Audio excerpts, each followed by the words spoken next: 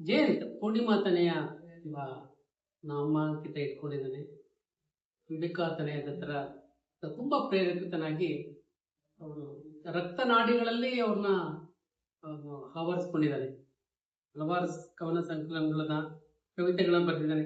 ಆದ್ರೆ ಓದ್ತಾ ಇದ್ದೆ, ಅದರೊಳಗೆ ನನ್ಗನ್ಸಿದ್ದು ಈ ಪಡೆದು ಬಂದವರಲ್ಲಿ ಬರಿತಾ ಬರಿತಾ ಸ್ವಂತಿಕೆಯ ಬಗ್ಗೆ ಹೇಳ್ಕೊಂಡು ಇಲ್ಲದರ ಬಗ್ಗೆ ಯಾಕೆ ಚಿಂತೆ ಅಂತ ಹೇಳ್ತಾ ಇದ್ರು ಕೂಡ ಒಂದು ಒಳ್ಳೆ ಪದ ಉಪಯೋಗಿಸುತ್ತೇನೆ. ರುಚಿಕರವಾದ ವಿಷ ಪ್ರೀತಿ ಅಂತ, ರುಚಿಕರವಾದ ಪ್ರೀತಿ ಅಂತೆ, ಅದು ವಿಷ ಆಗಿದ್ರು ಪರವಾಗಿಲ್ಲ ಅನ್ನೋ ಮಟ್ಟಕ್ಕೆ ಯಾವುದೋ ಒಂದು ತುಂಬಾ ಅತಿರೇಕವಾದ ಪ್ರೀತಿ ಹೇಳ್ತಾ ಇರ್ತಾ ವೈರಾಗ್ಯದ ಕಡೆನೂ ಪಾಪದ ಮೂಟೆಗಳು ವೈರಾಗ್ಯ ಅಂತ ಹೇಳ್ತಾ ಇದ್ರು ಕೂಡ ನಾಳೆಯ ಸೊಗಸಿನ ಬಗ್ಗೆ ಒಂದು ಒಳ್ಳೆ ಚಿಂತನೆ ಕೊಟ್ಟಿದ್ದಾನೆ. ನನಗೆ ಇಷ್ಟ ಆಗಿದ್ದು ಅದರೊಳಗೆಲ್ಲ ಒಂದು ಒಂದು ಪದಗಳಲ್ಲಿ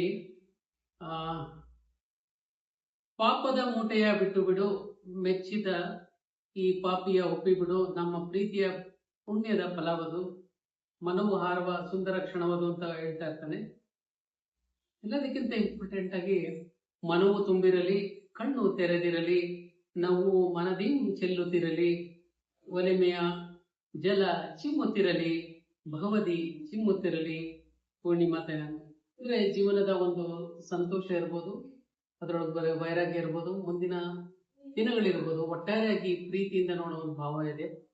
ಹಾಗೆ ಅವನು ಮುಂದಿನ ದಿನಗಳಲ್ಲಿ ಕವನ ಸಂಕಲ ಕೂಡ ಯಶಸ್ವಿಯಾಗಿ ಅದು ಹೊರಹೊಮ್ಮಲಿ, ಎಲ್ಲರೂ ಓದುವಂತಾಗ್ಲಿ, ಎಲ್ಲರಿಗೂ ಸಿಗುವಂತಾಗ್ಲಿ ಅಂತ ಕೇಳ್ಕೊಂಡು ಕೊಂಡು ಹೋಗಿ ಕನ್ನಡ ಪುಸ್ತಕ ಅಂತ ಹೇಳಿ ಮಾತು ಮುಗಿಸ್ತೀನಿ. ಒಂದು ಅವಕಾಶ ಕೊಟ್ಟಿದ್ದಕ್ಕೆ Jayant, all the best, happy birthday you, doctor Somashekar from Bangalore.